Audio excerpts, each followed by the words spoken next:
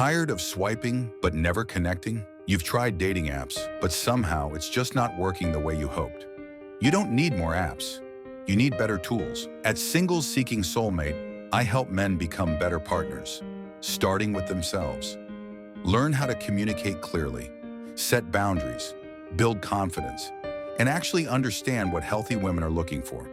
And yes, you'll also have the opportunity to meet high-quality, emotionally available women ready for something real. You don't have to keep doing this alone. Dating School for Men, real skills, real women, real relationships, this is your moment. Join us and build the relationship life you actually want. Or it's actually evening. I mean, it's still light out here, but good evening. It's Sunday evening, and I'm actually on the way to my mom's house. She needs help putting up blinds, and my 82-year-old mother is not allowed to climb on top of anything, not a step stool, not a ladder. So either myself or my son, we go over there and help her do whatever it is she needs to do. But I wanted to jump on because I am noticing these patterns, especially in my clients and my coaching clients, my counseling clients. I'm noticing these patterns, and I'm noticing patterns in young clients. But if I'm being honest, even the older ones, like, they're really struggling. And I'm just trying to figure out what is going on. And here's the thing. I'm always validating them and letting them know that life is stressful, right? Almost, more so than it normally is. Like, I understand life is stressful. And yet, it's like people are really struggling. They're really struggling to deal with day-to-day stuff. It's so weird to me. So in the last maybe 3 months, I've had a lot of clients request FMLA from their job. So that's happened a lot. I help people to complete their FMLA paperwork from their job. And so I've had lots of clients, lots of counseling clients that need time off because, the job is stressful, or they're not getting along with people at their job or their supervisors or management. I'm just trying to figure out what is going on. But I continue to talk about resiliency and coping. And then I believe there's also a place in the conversation for just empowering yourself to make good decisions, right? To make good choices. And one of the things that I think I've learned in my life is that I'm never stuck. That's the thing that I have learned in life, that I am not stuck. I don't believe anyone is. And I think when people buy into the narrative that they're stuck, right? That they're stuck in a bad relationship, stuck in a bad marriage, stuck in a bad job, they're stuck living in a bad place, or whatever, right? Whatever that narrative is, to me, it takes away your power. It takes away your power when you say that. All right, y'all, let me move my phone because the sun is bright. Okay, sorry about that. I feel like you kind of lose your power, when you give in to the stuck narrative, as if you don't have choices, as if there's nothing you can do. I just don't believe that. I just don't. All these years, I think that's what life has finally taught me, is I am never stuck. I am never stuck. I always have choices. I can always do something different than what I'm doing now. Now, here's the reality that I guess, people don't want to admit or face, is they don't like the choice that they have. They don't like the choices that they have. But you always have a choice. You always have a choice, which is why I keep encouraging folks that, your relationship's going south. It's been going south for a while. And the truth is, people don't want to come to terms with this probably isn't going to get better. Like this person isn't going to do better. This probably isn't going to get better. And either I'm comfortable in the relationship, I'm comfortable in the marriage, I'm comfortable where I live, I'm comfortable, with my situation. And in order to end this, it would kind of upend my life. And yeah, that might be true. Your life might be upended. But to me, that's better than staying in something. Because here's the thing I'm going to tell you about bad situations. This is what people don't realize. And this is why I've adopted the attitude I have about never being stuck. When you stay longer in these bad situations, whether it's relationships, jobs, friendships, family relationships, or wherever, you are recognizing, okay, this is not good. I don't feel good in this, but you're training your nervous system. See, this is why people have to be really careful. You're training your nervous system. You're accepting something. You're accepting behaviors. You're accepting a lack of connection, or you're accepting maybe bad treatment at work. And you are training your nervous system. And in my humble opinion, you're going against what you say you value, right? And I can't live like that. I don't know about other people. I can't go against something I say I value. If I value connection in a relationship, and the relationship I'm in, we're roommates, we barely do anything, we barely talk, we don't sleep together, we're not close. Like, I can't see myself staying. I can't see, I can see myself working to make it better, but I just can't see myself just laying down in it like, oh, well, I just can't. Same with work. Once I see that a work situation is not good for me, it's not getting better, I'm trying all these different things, I'm doing all the things that are within my locus of control to do. Once I get to the end of that, I'm pretty much at the end of the job. Like, I'm already looking for something else or figuring out something else. Because, yeah, this has reached the end.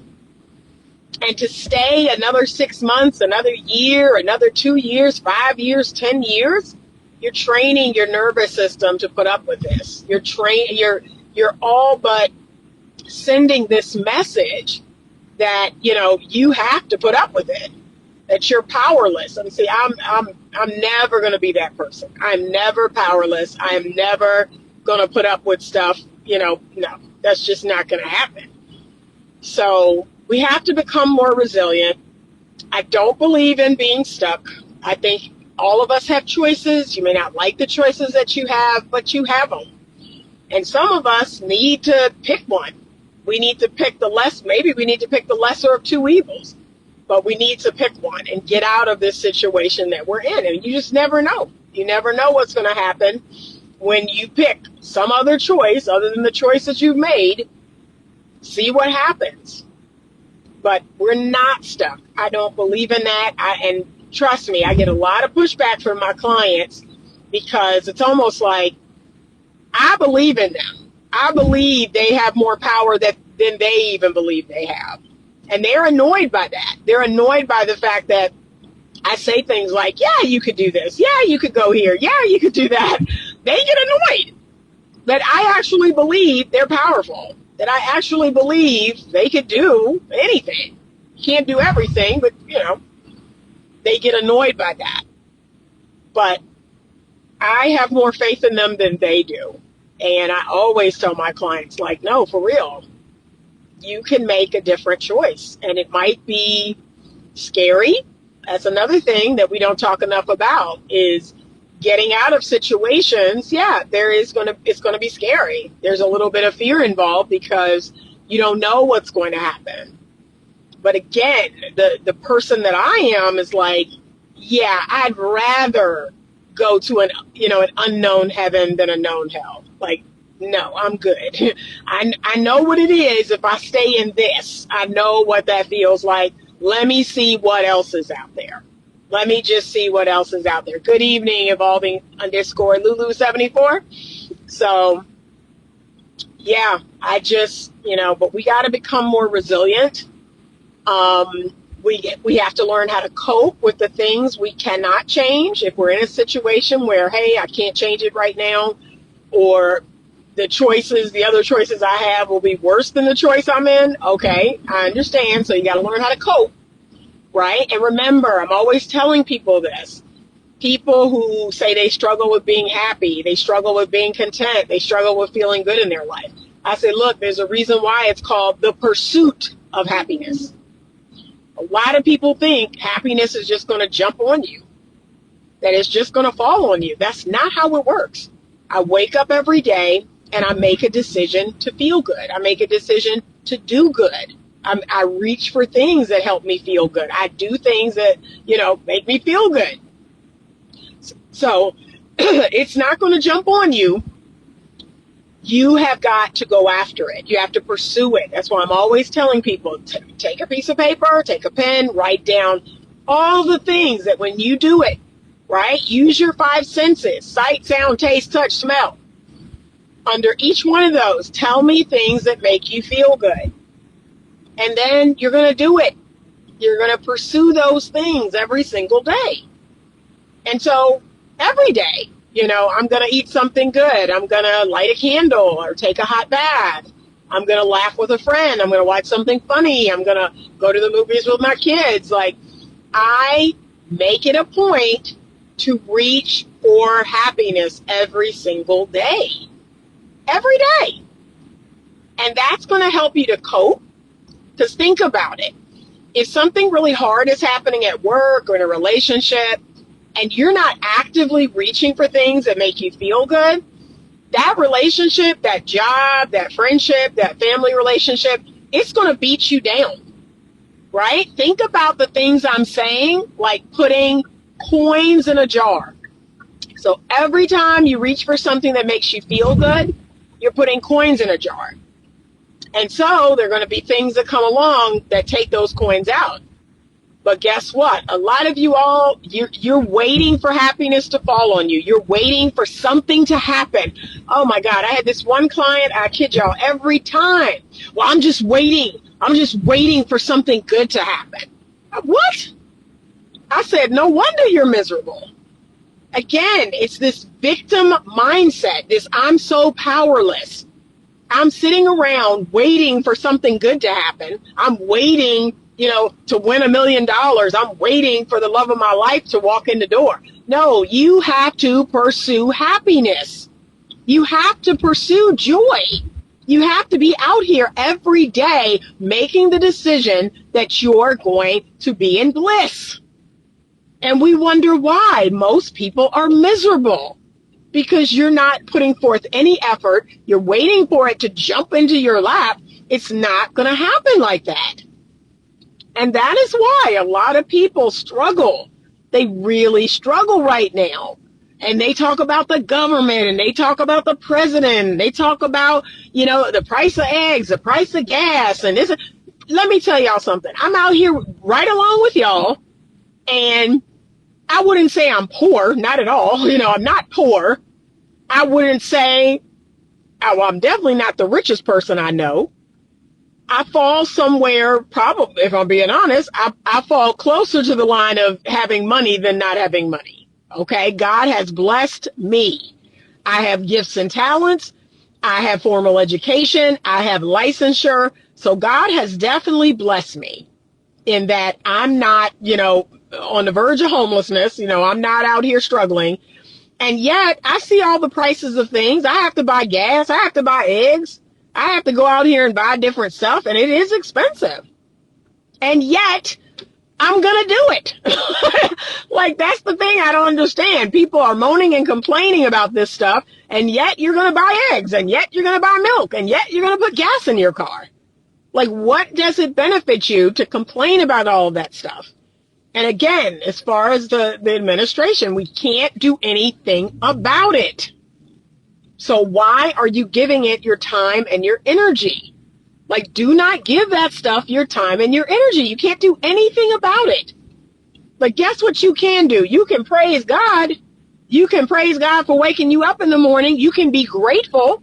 But what you do have, that's how you're going to get more of it, is start talking in a more positive, hopeful, grateful way.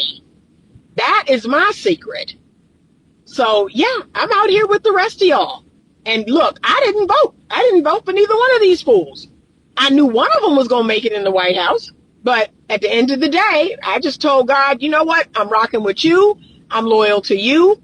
You know, it's about the kingdom. It's not about down here on earth. At the end of the day, I don't know what's going to happen down here, but I know, so this is what I do know. I know who is my Lord and Savior. I know my God, and I know what he's capable of and what he promised me. So that's what I'm focused on.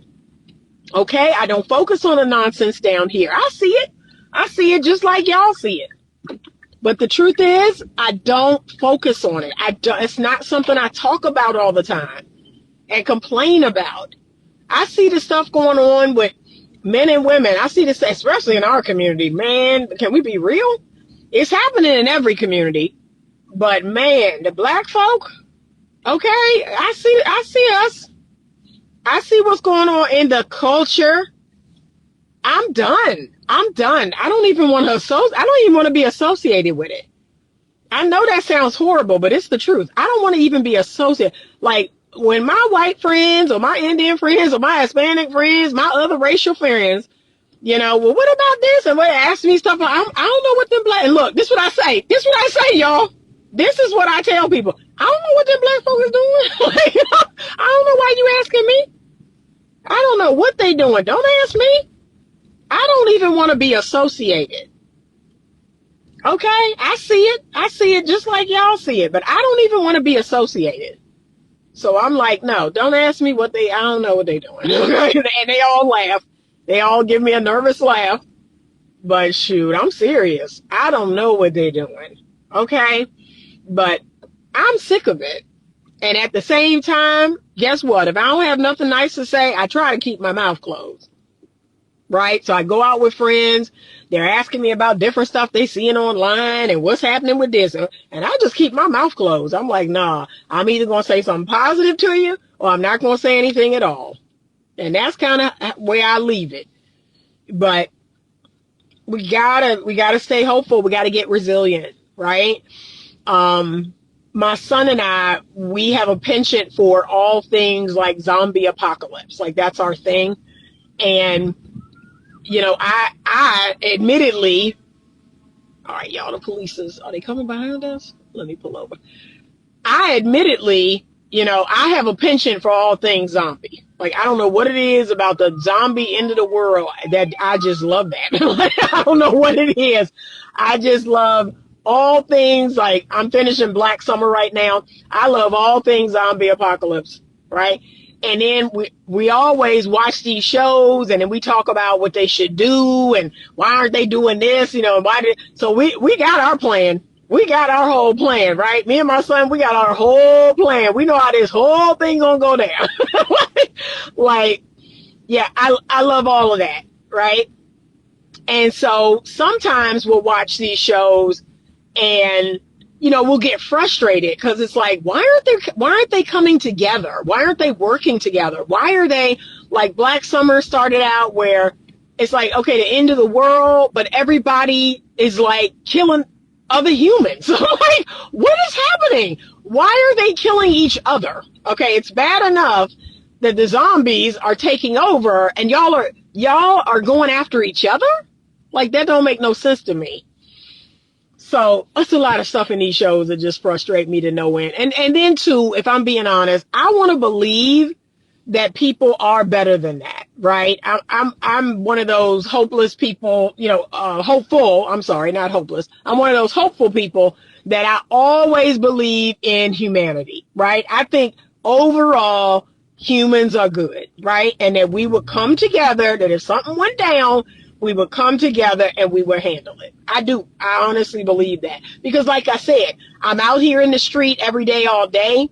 I see people of all races, all ages, all colors, all ethnicities, all different, you know, political, they're all like interacting with each other. They're all getting along. They're all, you know, they seem to be doing okay. So I don't see all the chaos that they're trying to sell you in the media. that, the white folks hate the black folks and the black folks don't like the Hispanic folks and the Asian folks hate it. I don't really see that. I just see a bunch of people all living together, trying to make it work. But we have got to bounce back. We got to bounce back. We got to become more resilient. And we just have a subset of people that they really, really struggle. They are really struggling. They're really struggling. And you got a subset of men that don't understand the women and a subset of women that don't understand the men. But again, I think overall, most people get it. Like, most people get it. We're not out here treating each other crazy or any of that. Most of us get it. Most of us, everybody wants to be happy. Everybody wants to have a good life and, the basic things, right? When you think about life, I think everybody wants that. And so for the most part, it's like, okay, how can we come together and figure out how to do that? That's the main thing. What do we got to do to come together and figure out how to be happy, how to have a good life? What do we got to do? She said, you have a bug out bag. No, what's the bug out bag? My mom's dog is so cute, y'all. She's such a cutie. But we gotta bounce back.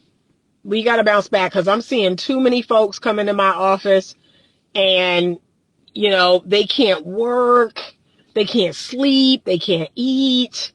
And like I said, the FMLA requests that are coming in hot and heavy, it's like, they're really struggling. I'm like, wow, what is going on?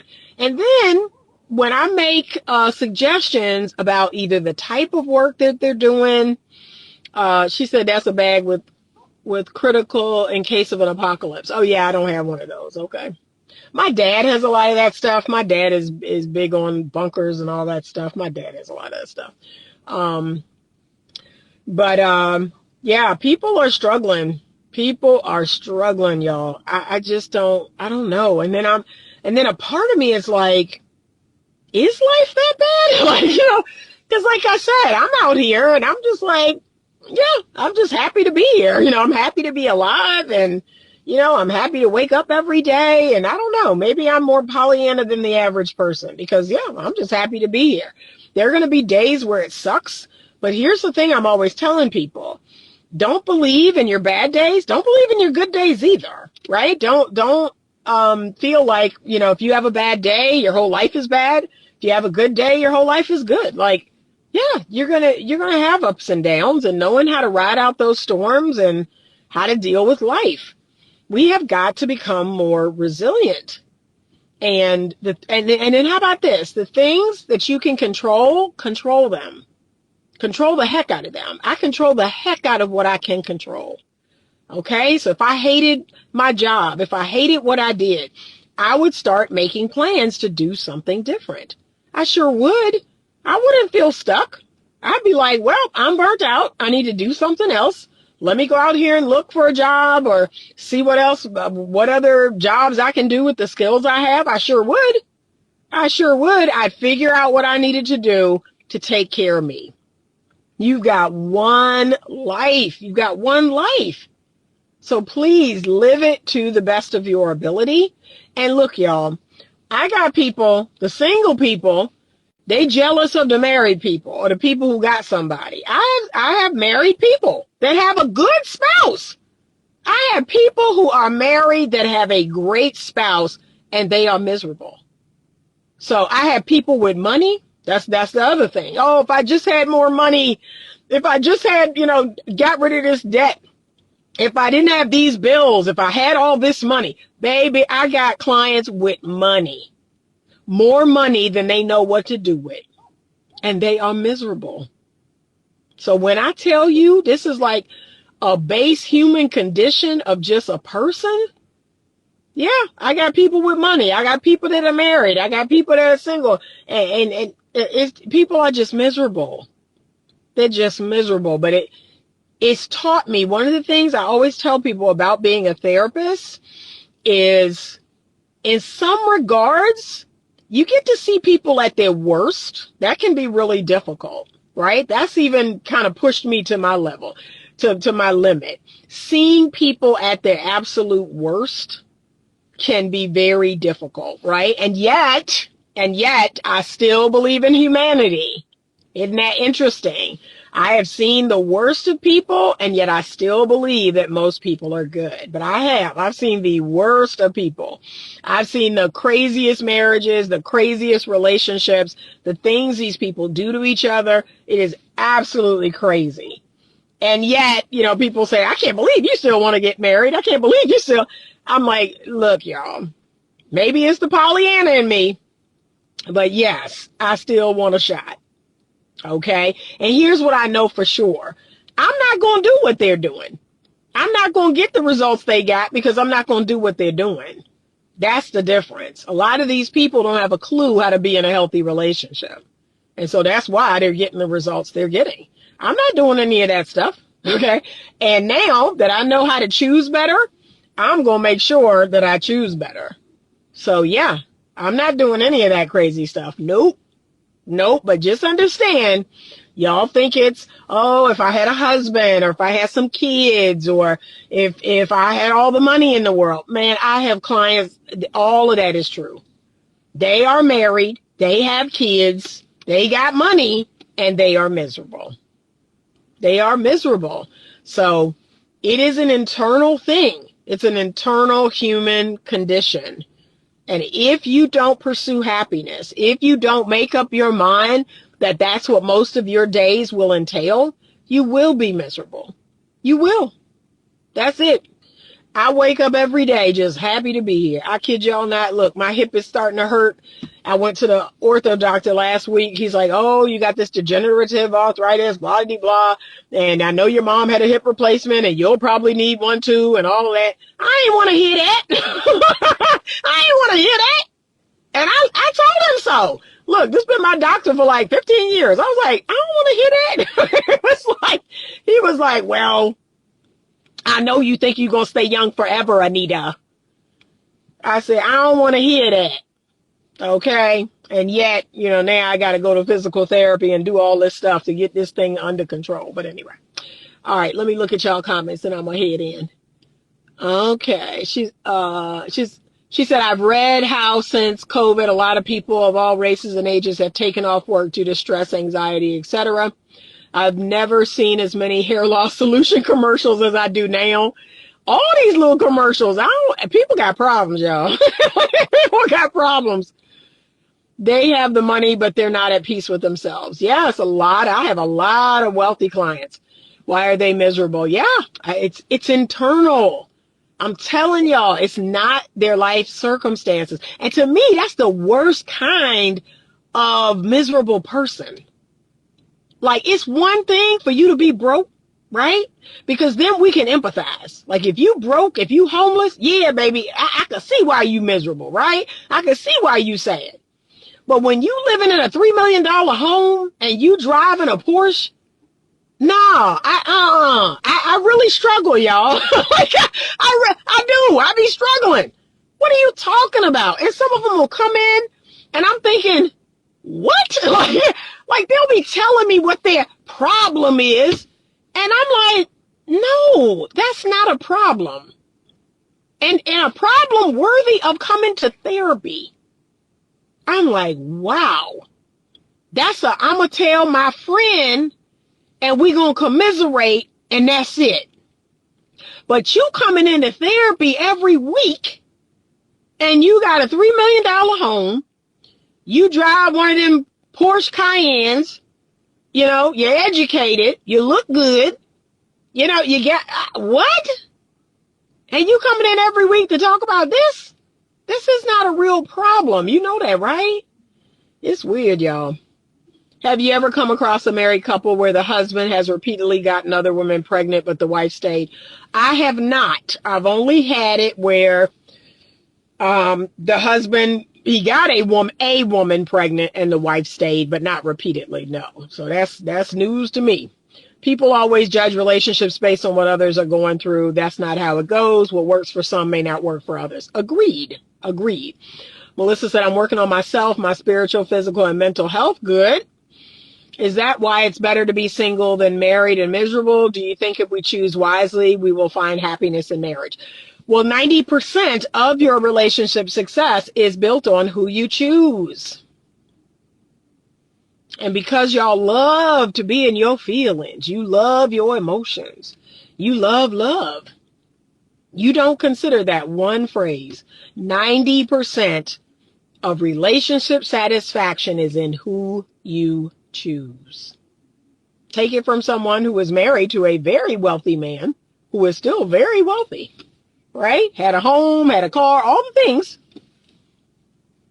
All right. And the marriage was crap, pure crap, because I shouldn't have chose him. He was a horrible choice, a horrible father, a horrible husband. He was a horrible choice. But now that I know what I know, that's why I'm not out here just picking just anybody. And what's crazy is you would not believe how many people say to me over and over and over again, especially some of these guys, oh, you could be married. You could have a husband. I said, baby, that's because you want me to choose anybody. You want me to just pluck a man off the street and marry him, not knowing that I'm about to put myself right back in hell. But that irritates me when people say that. Oh, I don't know why you keep talking about getting married. I don't know why you keep talking about, having the man of your dreams and all this stuff. You can add that. You can add that tomorrow. You can add that right now. Because I would just be plucking any old man, any old pop, any old dude at the gym, any old dude at Kroger, any old dude out, I could. And I would be miserable. So because I'm not interested in that, 90% of relationship success is in who you choose. Don't ever forget that. Don't ever forget that. And especially for women. I'm about to say something controversial. You ready? So here's one way that the men actually suffer more than the women. So if a man chooses a really bad woman and he gets that woman pregnant, and she has this child, like that's super problematic for him because that woman has his seed. She has his legacy. And if she's a horrible woman, if she's a horrible mother, like not only does she damage him, she damages his child. But think about it. If you're a good woman and you choose a bad man, like I did, and you have children with him, your life isn't as bad. You know why? Because you still have his seed, you have his legacy, but you're a good woman, you're a good mother. And so those children are not going to suffer as much. So they may not have a good father in their life, or they may have a mediocre father. But because you're a good mother, your kids are going to be okay. So I give that warning to the fellas. You do not want to get just any old woman pregnant with your seed. Because not only will it make your life a living hell, it'll make your child's life a living hell.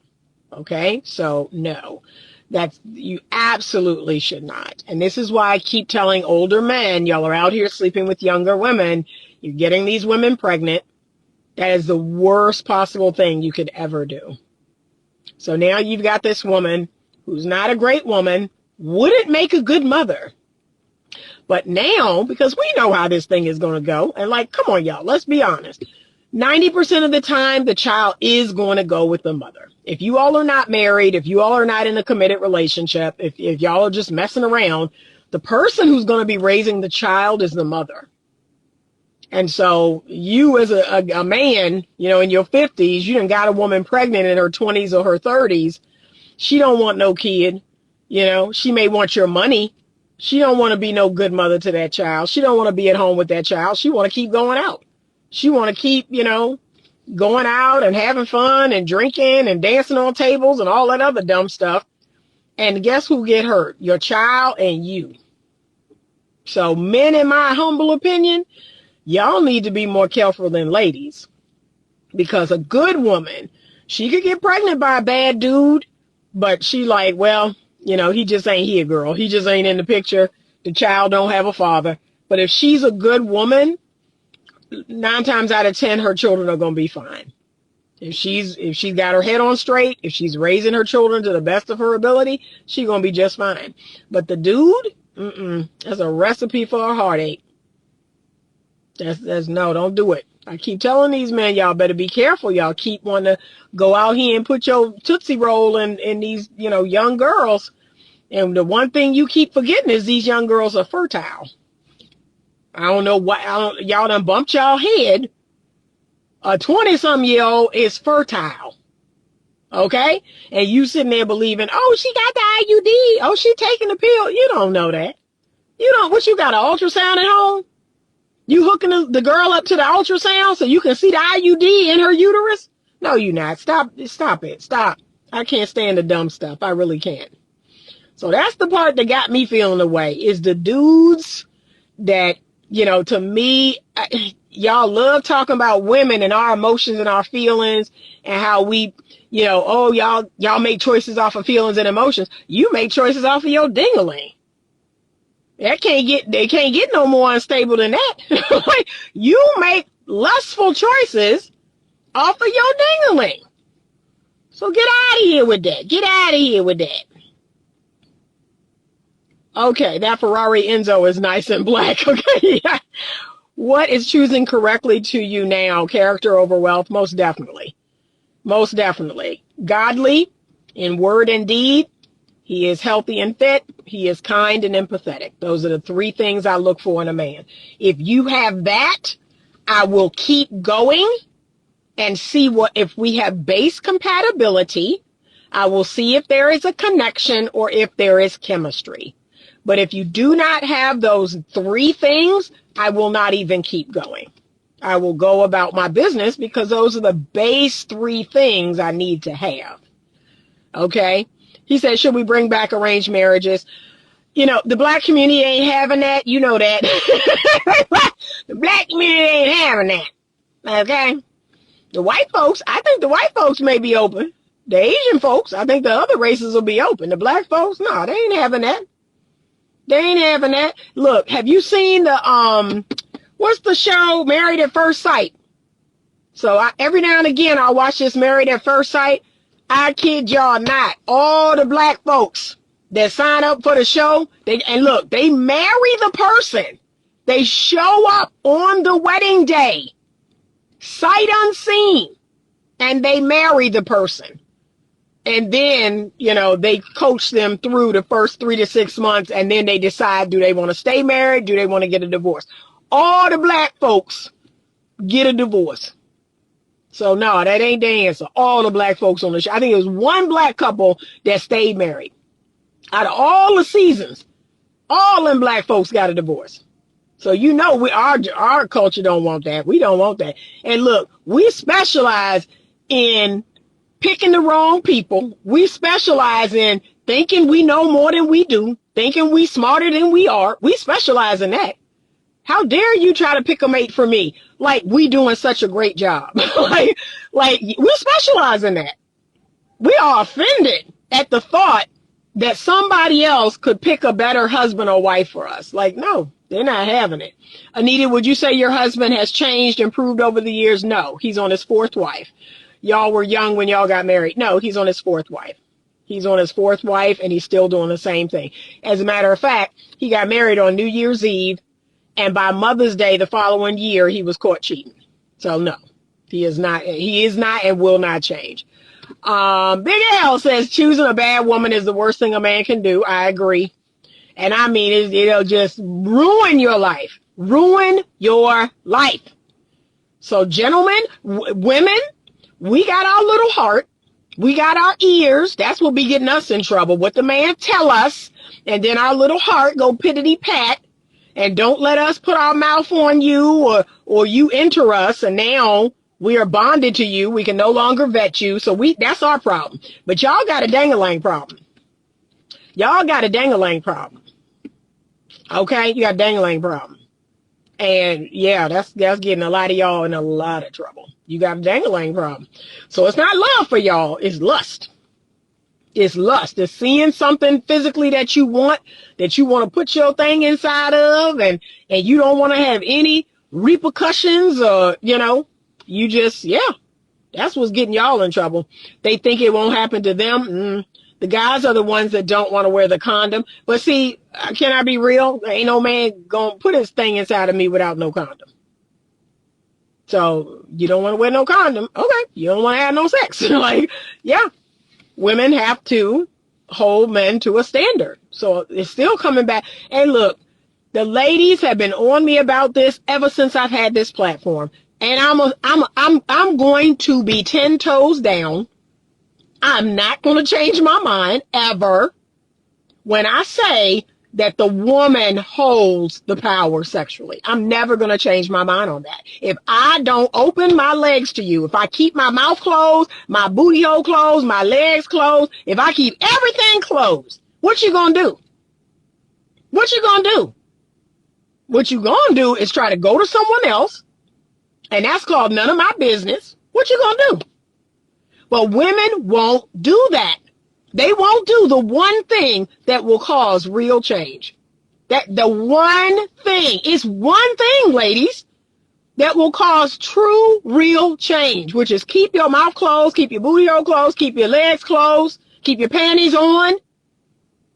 Do that one thing and watch how things change. They also think because they're older that they got the upper hand. Yes, but they're old fools. That's what's so sad. You're an old fool. You done clocked all these years and you didn't learn anything. Oh my good. Good thing I ain't God. Half of these men would be eunuchs.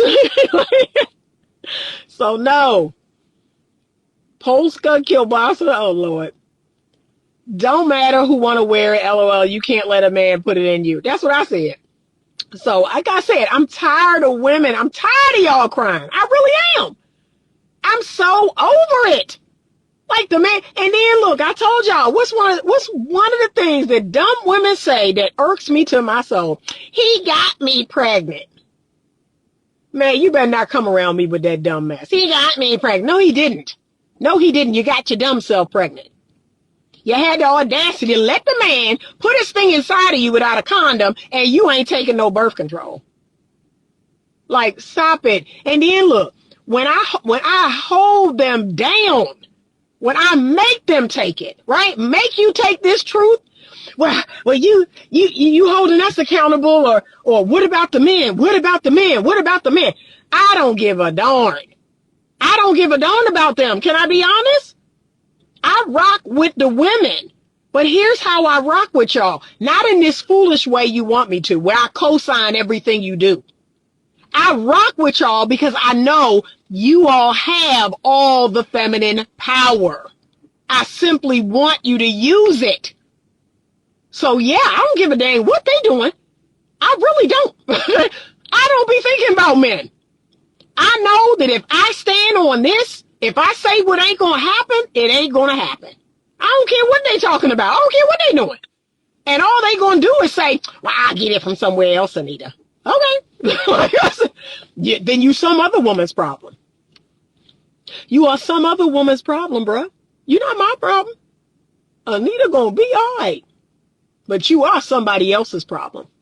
And don't let me get a hold of said woman. Because if she get deep down in her soul what I'm teaching her, then you're gonna have to keep going to someone else and keep going. That is my hope. That is my hope and my dream. I want my message to spread far and wide, so that every woman can get on the same page and actually do the thing that is going to work. Keep all your orifices closed. Shut it down. Nope. Not interested in anything casual. Nope. You're not my man. Nope. We're not married. Nope. Seriously. Women make the sexual rules unless a man is being a criminal. Thank you. Thank you, real dope daddy. Somebody with some common sense. Like, somebody with some common sense on the live today. And can we be real? Most men are not rapists. Most men are not criminals. Most men are not going to hold you down, girlfriend, and take it from you. Okay? So stop with the dumb narratives. Stop it. Most of y'all are your own worst enemy, just like black people. Y'all love to talk about what the white officers is doing, and then when we bring y'all cold hard facts, Well, that can't be right. That can't be right. What you talking about? All these people, all these black men that officers are shooting. No, it's like 12 a year. It's like 12 black men, 12 unarmed black men die every year at the hands of a white police officer. And look, the media got y'all thinking it's in the thousands. No, it ain't. More people are struck by lightning. More people die by being struck by lightning than being killed by the police. So, no. Okay? So when I hit you with these cold hard facts, now all of a sudden, well, Anita, and these men are predators and these men are rape. No, they're not. No, they're not. Most men are afraid of women. Most men, the average man, is afraid of women. They think about it, ladies. How are they raping you when they won't even come up and approach you? Let's think about that. They're afraid to approach you in public, but now they're rapists. Now they're predators. You don't feel safe with them. You'd rather be in the woods with the bear. Make that make sense. Okay? Finally, he said you need to change partners then. Yup. Okay, he said he thought you commented to him. I do shut down casual sex and ask for dating and courting, and they just ghost, which I respect. At least they don't try to play me. They just leave. Good. There you go. And again, I want you to reframe it. Wow, he just became some other woman's problem. That's what I say every time. Every man that leaves me alone, I go, oh, wow, he just became some other woman's problem. See, I don't make it about me. I don't make it about me doing too much. I don't make it about me not being enough. I don't make it about me at all. You just became some other woman's problem. Okay? I get to stay in the land of peace. I get to stay in the land of, prosperity. I get to stay in the land of common sense. Right? That's all that's happening, ladies.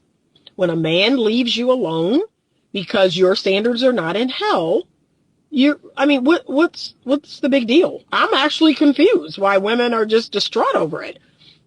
What has changed? Like, you didn't even know him. You didn't even really know him. How do you know what you lost out on? I have a lot of women say that. Well, I just feel like I lost out. On what? What did you lose out on? Because you really didn't even know him. You lost out on the person you projected onto him. That's what you think. Because you didn't know the real him. If you only went on 3 dates, if you only went out for 1 month and you wouldn't give him any casual sex and he left you alone, you don't know him. You think you missed out on the man that you projected onto him, but you didn't miss out on him. Trust me. Okay? Close the sugar hole, close the donut hole. Yes. Please, y'all, please.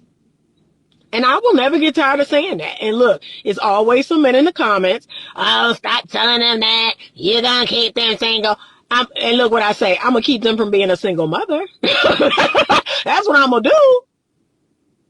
My teaching is going to keep you from being a single mother. Okay? And my teaching angers you because you're not getting what you want, sir. That's why you're mad. Stop telling women to not give me free sex, to not give me casual sex. Come on, stop it. Shut up. Go somewhere else. Get out of here. Get out of here with that. So yeah, I'm going to keep telling them that. And that's why I always tell women, say no. Say no. Say no. I don't feel comfortable doing that. Blah, blah, blah. You're going to see who that man really is. But most women project onto men. You project this fantasy. You project this potential. Oh my God, am I so sick of that? I am so sick of y'all thinking you're missing out on some great guy and you don't even know him. You don't even know the guy. That is a projection.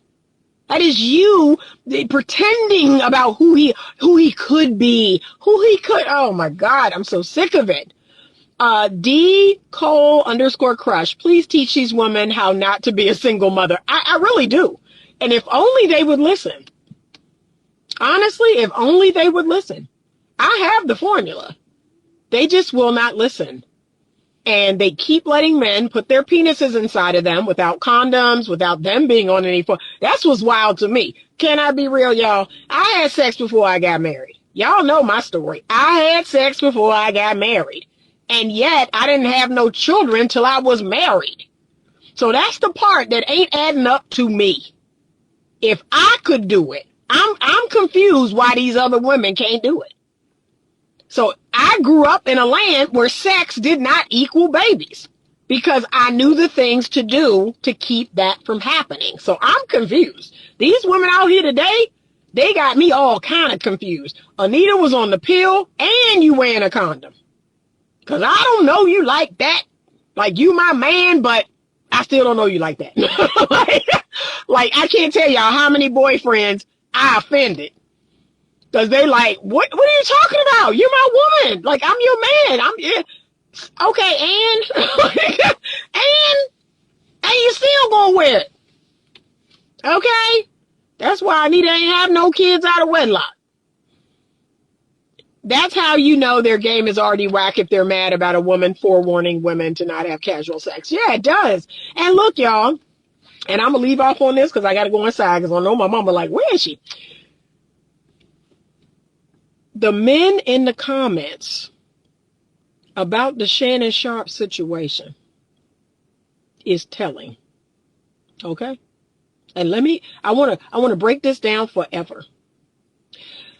Yes, a man of any age, from 16 to 65 to 105, right? A man of any age will find a beautiful woman attractive, of any age.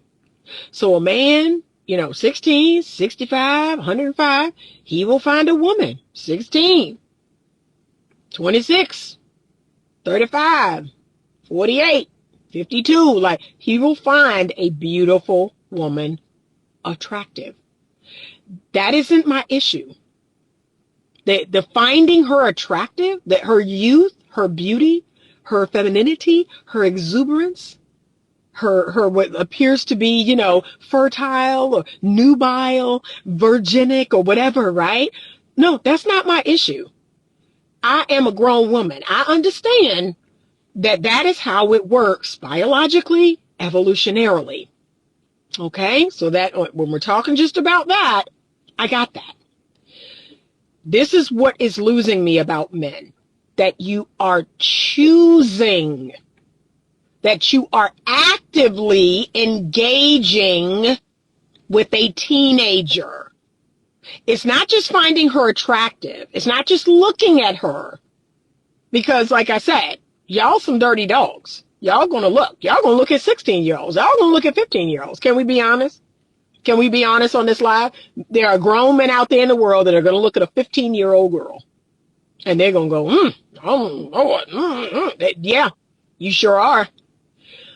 That is different than walking up to that 15-year-old girl, giving that 15-year-old girl a ride home from work, having sex with that 15. Now that, sir, that is my problem. And while Shannon Sharp has not broken any laws, he is not moral and he is not ethical.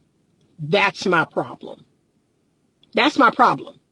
So if you've never heard this from me before, let me tell it to you now. There are 3 things in which I avoid, right? When it comes to people, right? The 3 questions that I ask: moral, legal, ethical.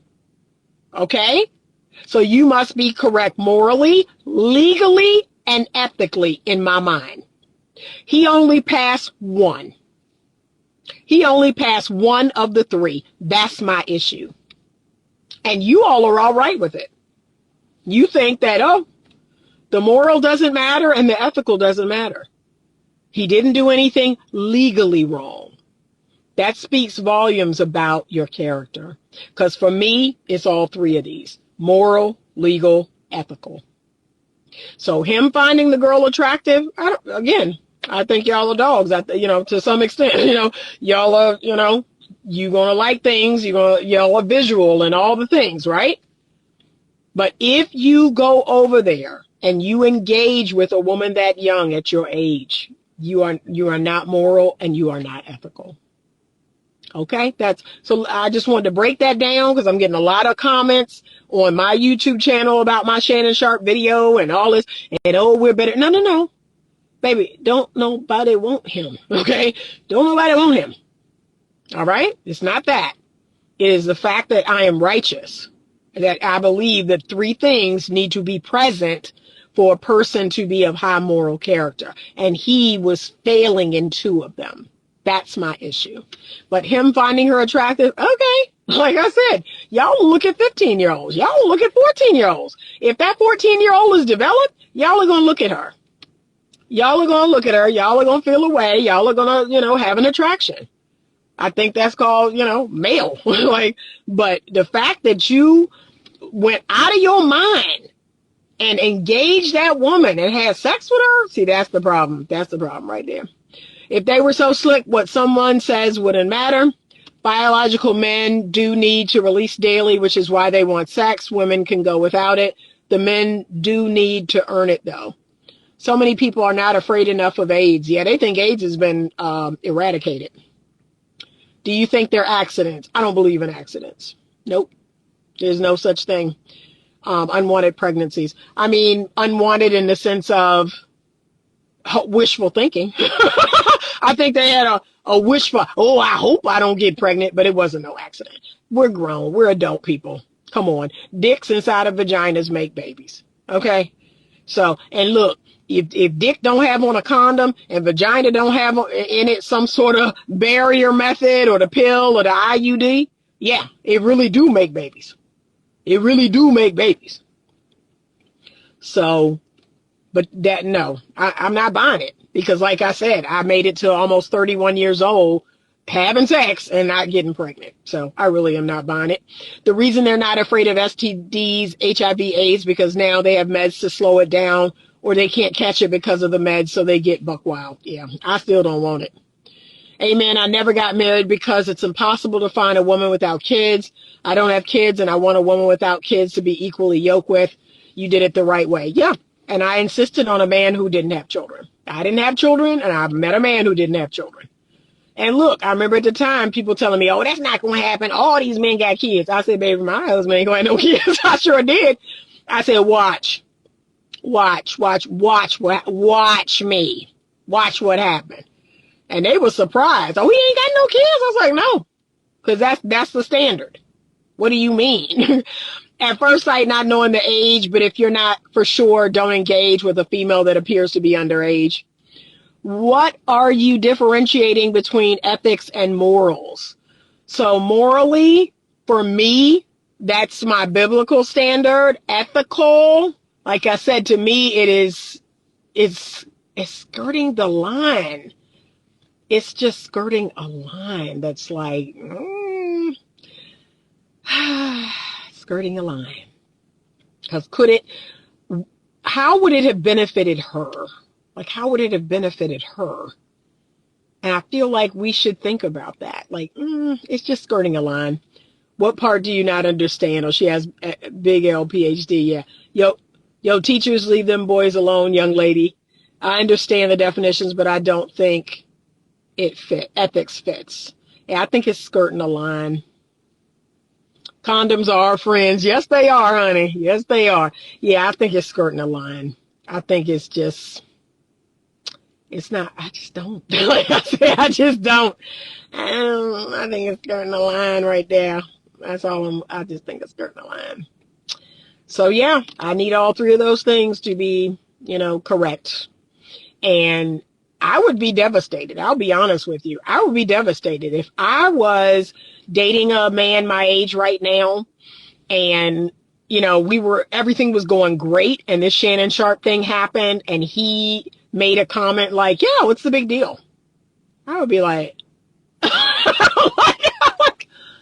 oh my God, I'm going to have to end this. Yeah, that would be tough. But yeah. That says a lot. That says a lot about him. Ugh, I can't do it. So yeah, I'm just telling the ladies, y'all, pay attention.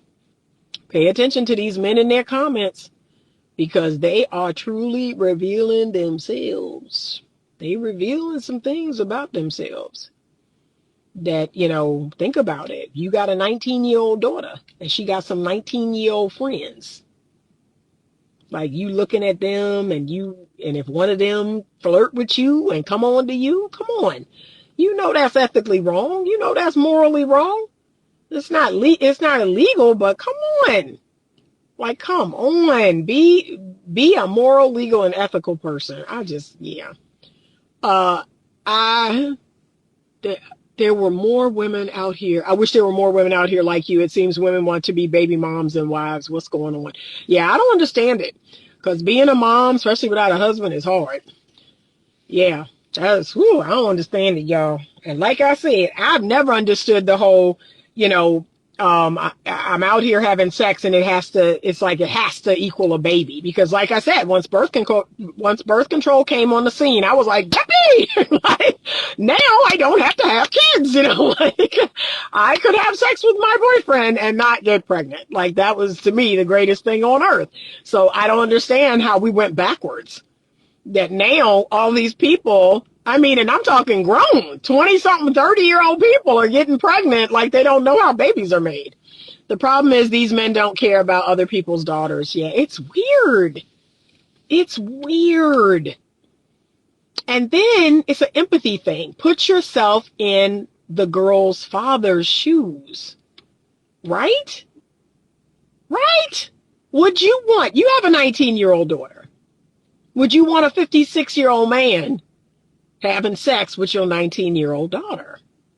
But it's like all of the, y'all not thinking about any of this, right? It's just like, I don't want my son, if my son came home and he was with a woman 5 years older than him and she had 2 kids, I'd be like, no, son. He'd be like, well, Mom, I love her. I don't give a damn. Not my baby. Not my, And my son don't have no kids. No. Like, no. Like, that's a no. That's a no. Right? And I can put myself in someone else's shoes. I wouldn't, call myself dating nobody's 25-year-old son because I wouldn't want my son dating a woman my age. Come on. So there's a lack of empathy here. It's weird. If I had a 19-year-old daughter, I wouldn't want a 20-year-old having sex with her. Exactly. Much less a 57-year-old or 55 or however old he was. That's all I'm saying. That's all I'm saying. It's just weird. It's getting weird. Okay. It's just weird. And why can't we admit that? We're stuck on this whole, it's not illegal, but yeah, anyway, I gotta go. I gotta go in here and put up these blinds and I gotta get home so my son and I can watch The Last of Us. So we are enjoying our latest zombie apocalypse, or in this case, it's some sort of plant virus or something. We are enjoying our season of The Last of Us. And like I said, I'm about to be done with Black Summer and then I'm gonna move on to something else. But I was looking at, there have been a bunch of spinoffs from The Walking Dead. And I told my son, I said, I'm not getting involved. I said, I'm not getting involved because when I tell y'all The Walking Dead, y'all, that had me messed up. Like, I was dreaming about it, talking about it. That's all I talked about 24/7. People are like, golly, you really love The Walking Dead. I was like, yeah, and I don't know what it is about this show. And yes, I can't get caught up in that no more because I get on people's nerves. But I'm going in here and help my mother. Have a good rest of your Sunday. He said there's multitudes of birth control out here now, but it's an increase in pregnancies. What's going on out here? Yeah, it's so weird. I say that too. We have more options than ever. Y'all, we had the pill. We had one IUD. We had the diaphragm. And we had spermicidal foam and condoms. That's it. Like, that's it. Y'all think I'm playing? That's it. Those were my birth control options when I was 18. I chose the pill and condoms, okay? And every now and again, I might use the spermicide. But that, y'all, Y'all, that's all we had. And Anita ain't have no baby till she was married. So I don't get it. I'm with you. Sharp has not been convicted. We do not know what the details are. Everyone keep trying to punish the bro. Not too many talking about Uncle Bill B. He's 74 and the girl is 24. Oh my God. He's sick too. He's sick too. He's sick. But I think the girl's an escort. But anyway, I think the girl's an escort. That's just Anita's 2 cents. All right. Good night, Evolving Lulu. I played the video game. I know the story. Okay. Yeah. That thing had me messed up, y'all. I was eating, sleeping, and dreaming that whole show. And so now they got all these spinoffs. I can't do it, y'all. I can't get caught up like that again. Because, oh my God, people are like, Anita, please, you and this show. So I can't do that no more. Have a great week. Okay, he said Black Summer was very good. I thought Walking Dead was boring. I love Walking Dead. I loved it. Check out Michael Jai White movie called You Are Not Alone. Okay, I gotta check that out. Oh, he said that's why I'm saying they're not accidents. It's not. It's not. It's a bunch of grown, ignorant people. It's a bunch of grown. She said, I've heard so many people say they're allergic to birth control. You ain't allergic to no dangling. You ain't allergic to no dirty deed. Let me get out of here. I gotta go. Like I said, y'all gonna get me riled up. Y'all gonna get me riled up. So I gotta go. All right. Have a great evening. Have a great week. School is open. I have had so many requests for a free trial. If you are interested in coming into Skool, we're actually going to have our meeting tomorrow night at 7:30. Please send me a request to come into Skool, and hopefully you get your email invite in time so that you can join us tomorrow night. Okay. We are talking about CPTSD. We're going to talk about the 33 things that you need to look for in a person when you're out here dating. I think that's excellent information. Tim Fletcher, we're going to be watching his video and we're going to be talking about it. But y'all, when I tell you there are so many people out here who have given you a formula. They have given you the formula on how to find a good person, and you're not using it. It is so frustrating. If you just follow Tim Fletcher's 33 things, that's the answer. You're going to look for those 33 things. And if that person does not have the majority of them, that's the answer. It's not hard. It is not hard. There are so many people, so many experts and authors and all kinds of people that have answers, but for some reason we're not applying it. I don't understand it. But anyway, I got to go. Have a good rest of your evening. Thank y'all for joining me. Thank you for commenting. I appreciate you all. I hope you have a great night. And as always, stay open to love.